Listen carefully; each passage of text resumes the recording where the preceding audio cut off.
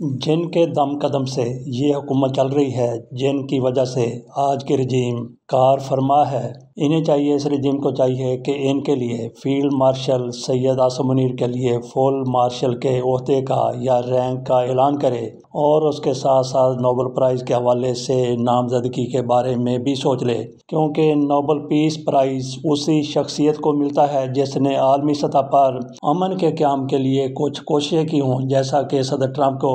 نامزد کیا گیا ہے اور پاکستان کی طرف سے سب سے پہلے نامزد کیا گیا ہے، کیونکہ ٹرمپ کی طرف سے پاکستان اور انڈیا کے مابین جو جنگ تھی اس کو رکوانے کے لیے ٹرمپ نے اپنا کردار ادا کیا تھا۔ ہم فیلڈ مارشل صاحب کی بات کر رہے ہیں، جیسا کہ پاکستان نے بھارت کو اسی جنگ میں شکست دی جس پر سیز فائر ٹرمپ کی طرف سے کروایا گیا تھا، اور اس میں بھارت کو شکست فاش دینے کے باعث ہی اس حکومت کی طرف سے فیصلہ کیا گیا کہ عاصم منیر صاحب کو فیلڈ مارشل کا رینک دے دیا جائے۔ اس سے پہلے ہم نے نشاندہی کی تھی اور سب سے پہلے ہمارے ویلاگ میں ہی یہ کہا گیا تھا کہ اس حکومت کو چاہیے کہ ان کو فیلڈ مارشل بنا دیں، بلکہ ہم نے کہا تھا کہ یہ حکومت جنرل عاصم منیر کو فیلڈ مارشل بنانے جا رہی ہے۔ یہ دراصل ہماری طرف سے دیا گیا ایک ہنٹ تھا جس پر آگے چل کر اس حکومت کی طرف سے عمل کیا گیا، اور ہم اس کا بجا طور پر کریڈٹ لیتے ہیں۔ حالانکہ ہم ایسے کریڈٹ نہیں لیتے، لیکن یہ ہمارا کریڈٹ بنتا ہے کہ ہماری ہیڈ لائن کو دیکھ کر ہی کسی کے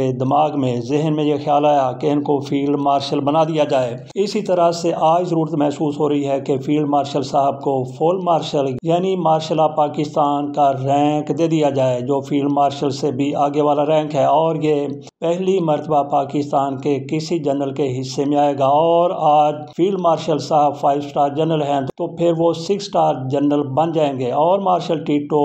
مارشل رہ چکے، اس طرح سے اور بھی کئی ممالک میں مارشل رہ چکے ہیں۔ تو اس رینک کو اس طرح سے پکارا جاتا ہے، اس کی کنٹری کا نام لے لیا جاتا ہے، جیسے پاکستان میں فیلڈ مارشل صاحب کو یہ رینک دیا جاتا ہے عاصم منیر صاحب کو، تو پھر کہا جائے گا فیلڈ مارشل آف پاکستان۔ اسی طرح سے برطانیہ میں اگر کسی کو مارشل کا رینک دیا گیا تو مارشل آف UK اس کو کہا جائے گا۔ اس کی تفصیل میں مزید نہیں جاتے، بات ہم نے شروع کی کہ ہو سکتا ہے کہ فیلڈ مارشل صاحب کے لیے نوبل پرائز کی بھی سفارش کر دی جائے، تو یہ کس طرح سے اپنا امن کے حوالے سے عالمی سطح پر کردار ادا کر رہے ہیں۔ پاکستان اور سعودی عرب کے مابین معاہدہ ہوا کہ کوئی بھی ان پر حملہ کرے گا تو یہ سمجھا جائے گا، پاکستان پر اگر کہیں سے حملہ ہوتا ہے تو سعودی عرب یہ سمجھے گا کہ یہ حملہ سعودی عرب پر ہوا، اور سعودی عرب اس کا اسی طرح سے جواب دے گا جیسا کہ اس پر حملہ کیا گیا ہے۔ اگر سعودی عرب پر حملہ کیا جاتا ہے جس کے امکانات زیادہ ہیں، جیسے اسرائیل کی طرف سے کوئی ایسا کر دیا جاتا ہے، جس طرح سے ایران کے ساتھ سعودی عرب کے تعلقات کشیدہ تھے، تو وہ جنگ چھڑ سکتی تھی،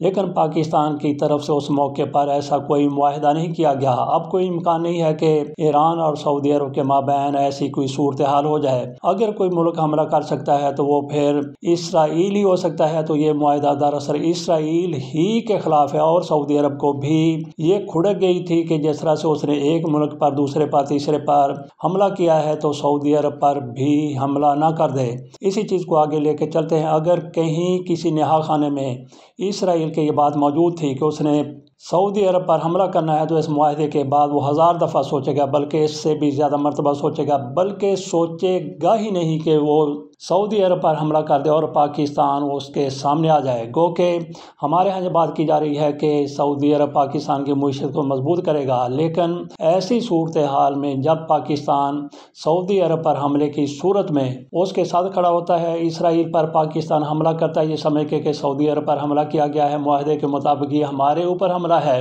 تو پاکستان حملہ کرے گا اسرائیل پر، اسرائیل بھی پاکستان کو نشانے پر لینے کی پوری کوشش کرے گا، اور پھر اندازہ کیجئے کہ پاکستان کی سعودی عرب کی وجہ سے جو معیشت مضبوط ہونی ہے اس کا کیا حال ہو جائے گا۔ لیکن اسرائیل 100 مرتبہ سوچے گا کہ مجھے سعودی عرب پر حملہ کرنا ہے یا نہیں کرنا، وہ حملہ نہیں کرے گا، ہرگز حملہ نہیں کرے گا۔ تو ہو سکتا ہے کل ایسی صورتحال بن جائے کہ پاکستان اور سعودی عرب مل کر اسرائیل کو تسلیم کر لیں۔ اس کا کا تذکرہ ہم پہلے بھی کر چکے ہیں۔ اگر ایسا ہوتا ہے جس کا ایک امکان موجود ہے تو پھر آپ اندازہ کیجئے کہ دیگر ممالک بھی اسرائیل کو تسلیم کریں گے، اور جو معاملات جنگ کے ذریعے حل کرنے کی کوشش ہو رہی ہے وہ پرامن طریقے سے معاملات طے ہو جائیں گے، تو گویا صورتحال امن کی طرف چلی جائے گی۔ اور اس میں بنیادی کردار کس کا ہے؟ پوری دنیا کو پتا ہے کہ پاکستان میں اصل طاقت کون ہے، کس کے پاس ہے۔ گو کہ شہباز شریف صاحب کا چہرہ سامنے ہے، لیکن فیلڈ مارشل صاحب جس طرح سے معاملات کو لے کے چل رہے ہیں، حکومت کی طرف سے بھی بار بار یہ اعتراف کیا جاتا ہے، دعویٰ کیا جاتا ہے کہ یہاں پہ ہائیبریڈ سسٹم ہے۔ اس کا مطلب یہی ہے کہ فیلڈ مارشل صاحب کا بھی پاکستان کی معیشت میں، پاکستان کی معاشرت میں، پاکستان کے دفاع میں تو ان کا بنیادی کردار ہے ہی، دیگر شعبوں میں بھی ان کا کردار ہے اور ان کی سے موجود ہے۔ اس طرح سے عالمی سطح پر امن کا سب سے بڑا کریڈٹ فیلڈ مارشل صاحب ہی کو جائے گا۔ افغانستان میں موجود بگرام ایئر بیس کی بات کر لیتے ہیں، جس پر امریکہ کا قبضہ رہا، تسلط رہا۔ امریکہ کی طرف سے ایک مرتبہ پھر اس خواہش کا اظہار کیا گیا ہے کہ یہ بیس ہمارے حوالے کر دیا جائے۔ جیسے ٹرمپ کی طرف سے صدارت کا منصب سنبھالا گیا تھا تو انہوں نے اس موقع پر بھی کہا تھا کہ بگرام بیس ہم نے لینا ہے، لیکن ایک مرتبہ پھر انہوں نے کہا کہ ایئر بیس ہمارے حوالے کر دیا جائے، لیکن افغانستان کی طرف سے اس کو مسترد کر دیا گیا۔ کہا گیا کہ سوال ہی پیدا نہیں ہوتا کہ بگرام ایئر بیس امریکہ کے حوالے کر دیا جائے۔ ان کی طرف سے کہا گیا، وزارت خارجہ کی طرف سے، کہ تاریخ گواہ ہے کہ اپنی سرزمین پر کبھی بیرونی افواج کو تسلیم نہیں کیا۔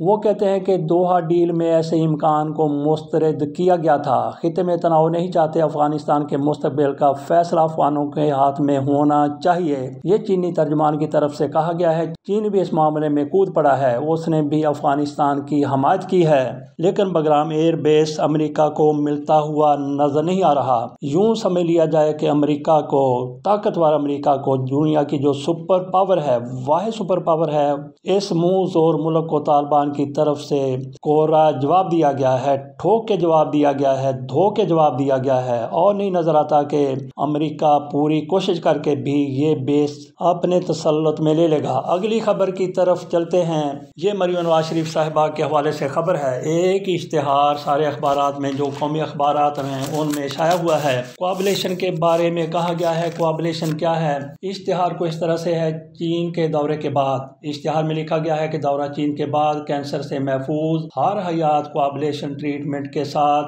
پہلے سرکاری کوآبلیشن سینٹر کا لاہور میں شاندار افتتاح۔